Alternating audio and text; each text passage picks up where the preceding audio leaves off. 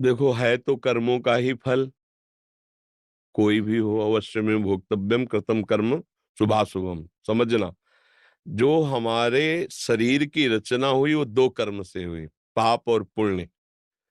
इसकी रचना, मनुष्य देह की रचना पाप और पुण्य से होती है। देव देह की रचना केवल पुण्य से होती है। यातना देह की रचना जो नरक में होता है, शरीर मिलता है, वो केवल पाप से होती है। अब ये रचना पाप और पुण्य दोनों से हुई है, तो इसको सुख और दुख दोनों मिलेंगे। सुख कौन से? बनावटी माया के। क्या सुख?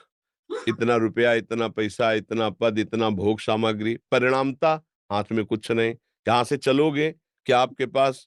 तो वर्तमान जीवन को भोगों में व्यर्थ नष्ट करवा देना इस सुख का फसाव है। वर्तमान भोगों को सत्य मानकर उसके प्रतिकूल अवस्था प्राप्त होना दुख।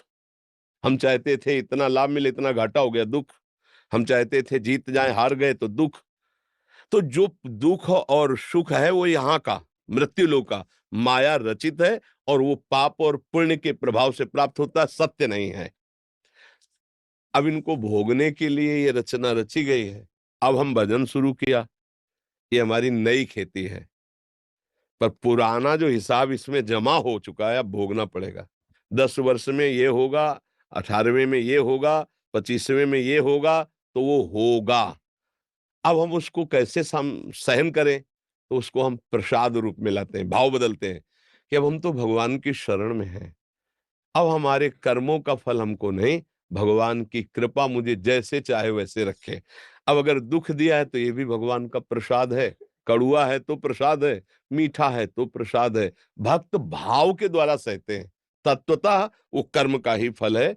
भगवान किसी को दुख नहीं दे सकते, भगवान किसी का अमंगल नहीं कर सकते। ये बिल्कुल बात लिख लो। जैसे सूर्य भगवान को कहा जाए कि तुम्हारी ताकत हो तो अंधेरा करके दिखा दो, तो सूर्य भगवान की ताकत नहीं कि अंधेरा करके दिखावें, क्योंकि जब तक वो रहेंगे तब तक अंधेरा आ ही नहीं सकता।